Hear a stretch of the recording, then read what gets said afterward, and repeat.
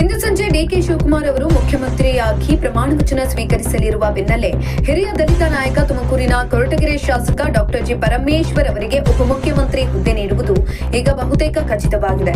ಆರಂಭದಲ್ಲಿ ಕೇವಲ ಮುಖ್ಯಮಂತ್ರಿ ಹುದ್ದೆಯನ್ನಷ್ಟೇ ಸೃಷ್ಟಿಸುವುದಕ್ಕೆ ಯೋಚಿಸಿದ್ದ ಕಾಂಗ್ರೆಸ್ ಹೈಕಮಾಂಡ್ ಸುದೀರ್ಘ ಚರ್ಚೆಗಳ ನಂತರ ಪಕ್ಷದ ಒಗ್ಗಟ್ಟು ಮತ್ತು ಪ್ರಮುಖ ಸಮುದಾಯಗಳ ಪ್ರಾತಿನಿಧ್ಯವನ್ನ ಬ್ಯಾಲೆನ್ಸ್ ಮಾಡುವುದಕ್ಕೆ ಕೊನೆಗೂ ಡಿಸಿಎಂ ಸೂತ್ರಕ್ಕೆ ಶರಣಾಗಿದೆ.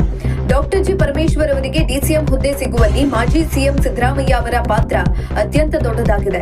ಪರಮೇಶ್ವರ್ ಅವರು ಸತತ 8 ವರ್ಷಗಳ ಕಾಲ ಕೆಪಿಸಿಸಿ ಅಧ್ಯಕ್ಷರಾಗಿ ಪಕ್ಷವನ್ನ ಮುನ್ನಡೆಸಿದರು.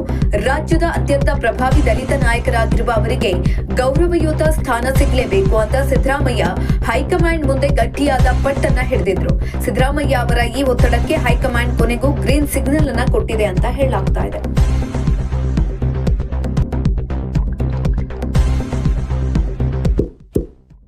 ಇಂತಹ ಇನ್ನಷ್ಟು ವಿಡಿಯೋಗಳಿಗಾಗಿ ಲೈಕ್ ಮಾಡಿ, ಫಾಲೋ ಮಾಡಿ, ಶೇರ್ ಮಾಡಿ.